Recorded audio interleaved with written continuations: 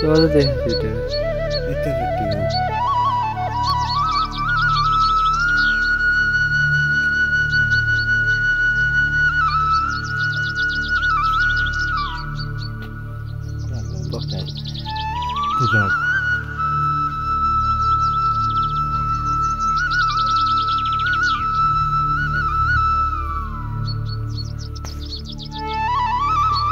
नर आधा उठा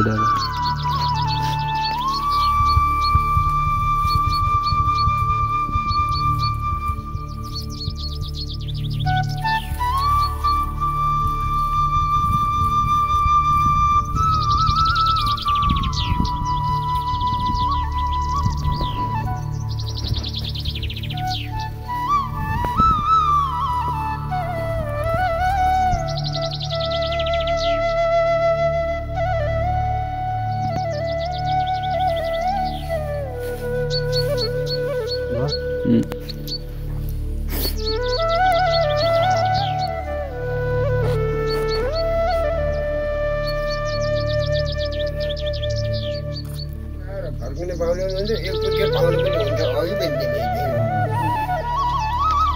म त कन्सेसमा गइसकेपछि तर यतातिर त्यस्तो धान रोप्दैन भने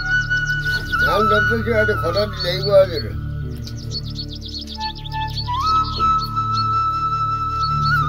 फेरि आउन नबिर्सेर अब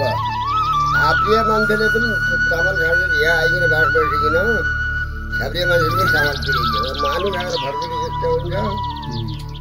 एक साको गुजारा त जान्छमै हुन्छ नि होइन म त त्यही भन्छु सबैको मनमा क्या त तपाईँले भन्नुभएको कुरा पनि ठिकै हो त्यही त ठिकै भन्नु होइन गइ त रुपियाँ कति हुन्छ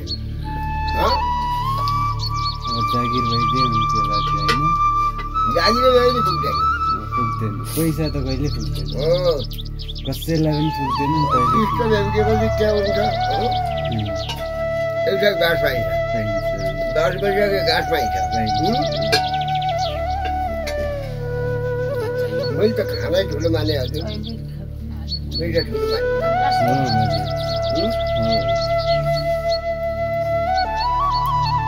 गाडी दुले भेडामा काँट दुलेर बरु घाँसै ठुलो माने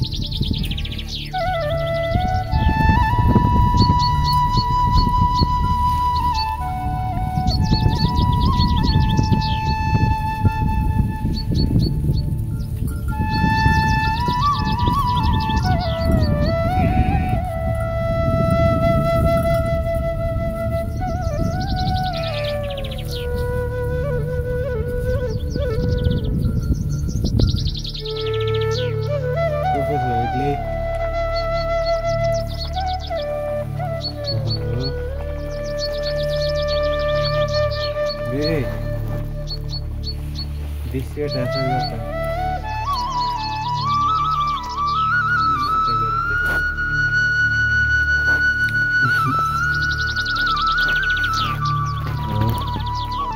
ढाउ ढाउ गरी अनि फेरि गएर त्यो बिचरा बुहारी खडा भइगई अनि फेरि अस्ति ल्याइआयो अस्तिबाट खासगेट नै त्यो नाति भर्खर अस्ति बर्खा दिन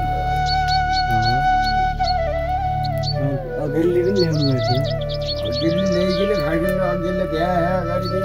5 नाति मात्रै भइगयो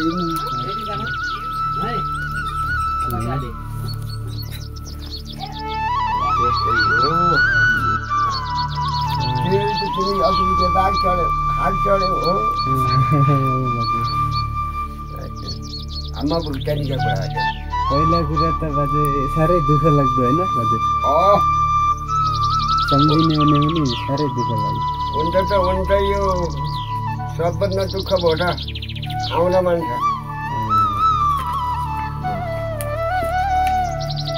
पानी माथि त आएको छ फल चढेका छन् भिजेका पाल पुग्न छन्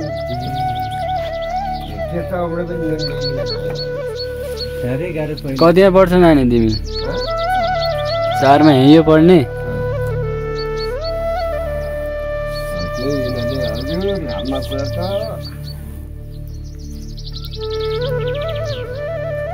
यस्तो गरी जुत्ता लाउन पाएको यस्तो गरी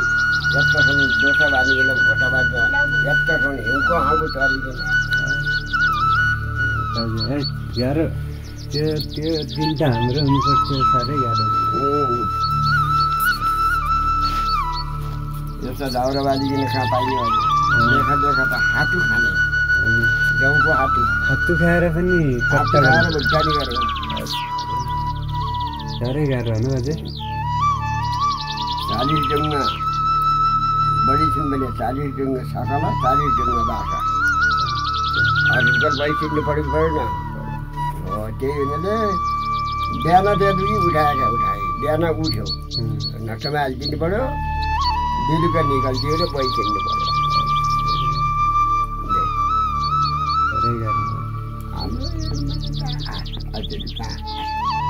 अहिले त रोड आएको छ गाडी पैसा पनि हालिसक्नु भगवान् तर फेरि मनमन अधिकारीले हाम्रो गाउँ आफै बनायो